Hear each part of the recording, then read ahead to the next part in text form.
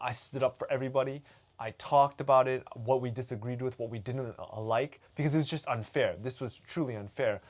But everyone in the room. Hello, everyone. Thank you for still staying subscribed. I know it's been quite a while, but now, I feel ready and I feel like I have the time to start making videos again. But the videos are going to be a little bit different.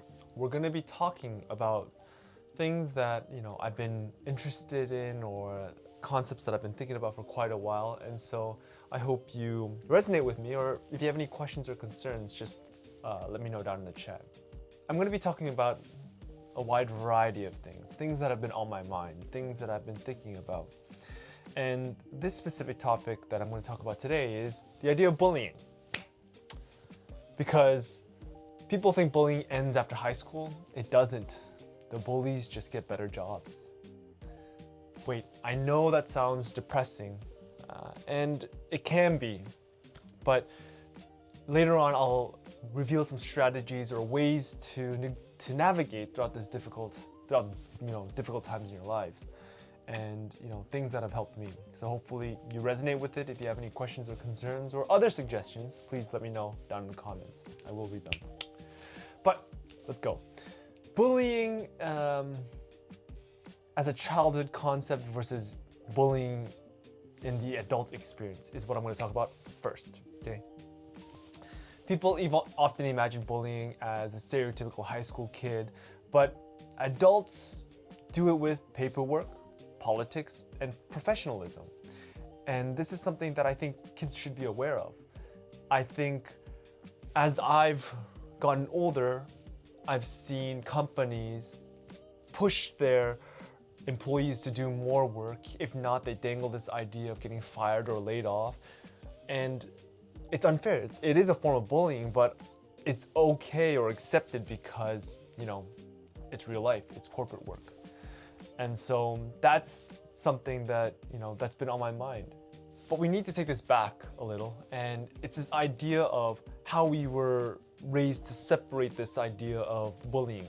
It starts with high school or elementary when we were growing up. We have this idea of, certain protocols that we follow when we encounter a bully. We approach those who are higher than us, our teachers. We either ignore them, tell the teacher, fight back, which is inappropriate, or, find a suitable compromise that pleases both parties. This works in that high school setting for the most part. It doesn't always work. It does its best. But when you get older, these sort of tactics fall by the wayside. They get ignored. They're not even applicable. And so I feel as if the generations are not really prepared for what's gonna be out there. And so we really need to basically change the way bullying is taught or handled in high school, because it's really done a poor job in terms of what real life is like. So, the evolution of the bully. By the way, this is my dog, Millie. Okay? Very cute. So, what's an adult bully like? And I don't mean the bullying in the high school sense or elementary school sense. We know what that's about. But in the corporate world or in the actual working experience, okay? We get, some passive-aggressive emails, someone else taking credit for your work, finding ways to set you up for failure, public shaming, or just gossip. These are some common forms. There are other ones as well. But this is a form of bullying. We need to be better prepared for that. Or the kids coming up should need to be better prepared for that, because it gets difficult. You have to learn to navigate those awkward situations where your coworkers don't like you, or something false has been spread about you, or doing work that you don't want to do but your boss makes you do it.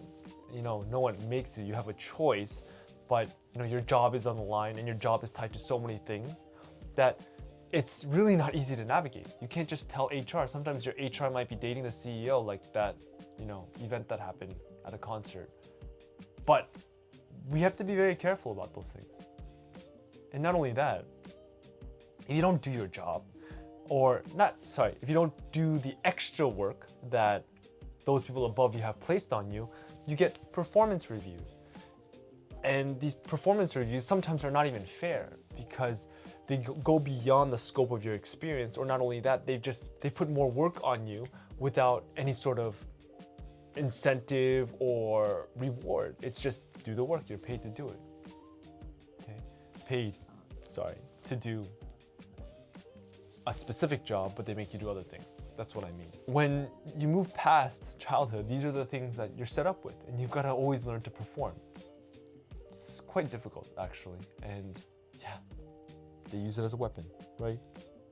Right? Yes. Good girl. Thank you.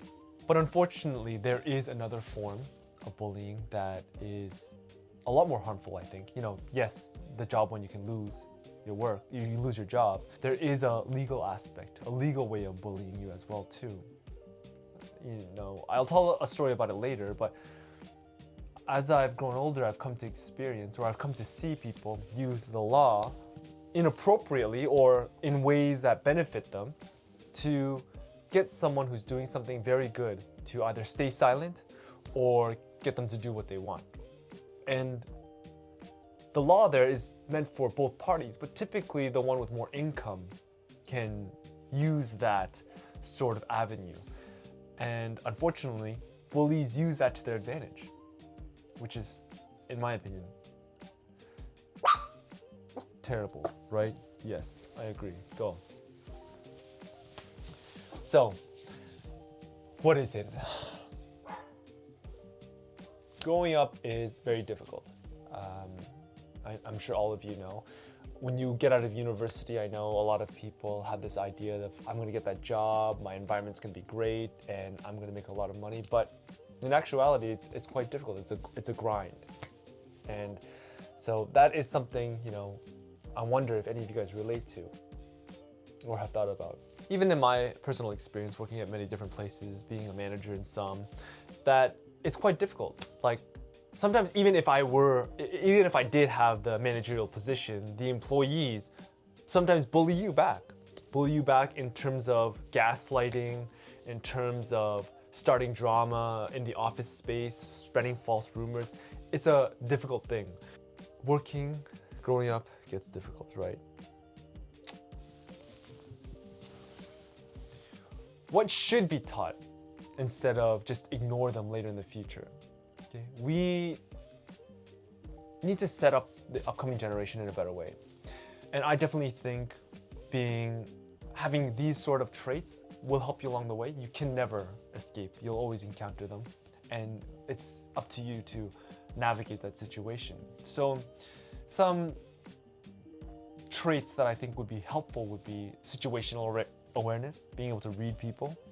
If you can do that, you can kind of scope out who might be just taking advantage of you or who's actually out there to kind of hurt your reputation. Okay? Emotional regulation. There's a time and place to fight, and there's a time and place to step back. And not all battles are worth fighting. You need to regulate yourself emotionally to be able to handle these different situations and be able to read them properly. Because you shouldn't fight every battle. It's exhausting. And not only that, you'll be seen overall in the grand scheme of things negatively, like always a person ready to start an argument.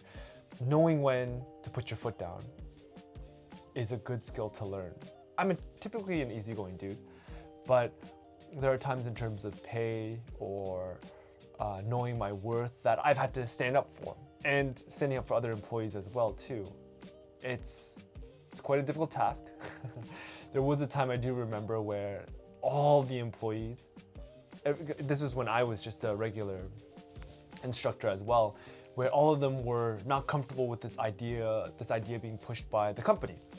And so everyone was talking about it, and then somehow, by happenstance, I was the advocate. So in the meeting, I stood up for everybody. I talked about it, what we disagreed with, what we didn't like, because it was just unfair. This was truly unfair. But everyone in the room was just silent. So I was just left to myself. I remember this so clearly, and it was just like, wow, everyone totally abandoned me. And yeah, there are those situations. Should I have just stayed quiet? If I think back, because I fought for us, we didn't have to spend our own money for this sort of activity. We shouldn't have to in the beginning, but it was strongly suggested to do this activity, otherwise you might not get a renewal, you might not get another offer, or you'll get a poor review. And so thankfully, because I stood up for everybody, we didn't have to spend as much, and we had more grounds to reject certain things. And so I think in that sense, that was a battle worth fighting. But mostly I don't like conflict, but if I do have to stand up for myself, I will. So I do let a lot of battles go. Another skill, knowing who to trust.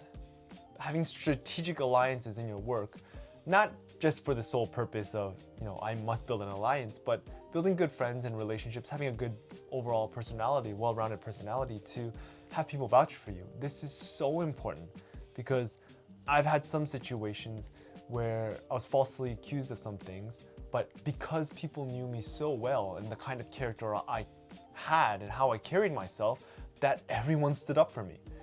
This is a new working environment, and so that is a good skill to learn, and I hope others will, adopt that as well. These are good skills to have, by the way, obviously. I don't know about your country or where you're staying at, but in where I live, it's very important to document everything. So record conversations, it's legal here, sorry. Written communication, emails, that bottom part where it says like, this email is confidential, those things are important actually, those taglines. Yeah, they're important. When you get emotional, it's okay to step away from the situation to calm down. There are situations where I need to do that. And so being able to administer that skill is very important. Another thing that's very important is being able to recognize that your reputation is very important. How you conduct yourself, how people perceive you, it's very important. And so if you're at a new job and you're the person that's known as always starting conflicts, fights, or whatever, that's not good to have.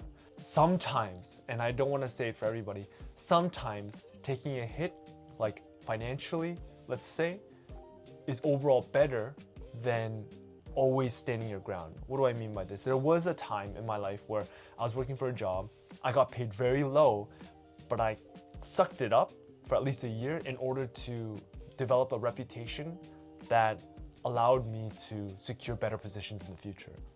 And so that's a part of knowing your battles and picking and choosing when to fight, as well as understanding this idea that reputation is my form of currency, is your form of currency. People know you by what others say about you.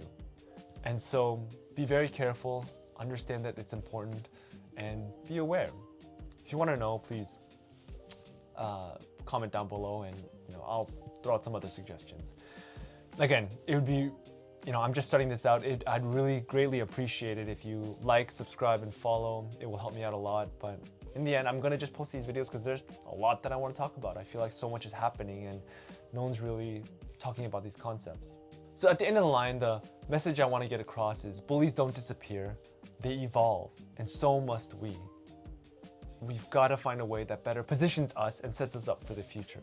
So please, be aware of these things, and as you get out into the workforce, be conscientious, be aware of what's going on around you.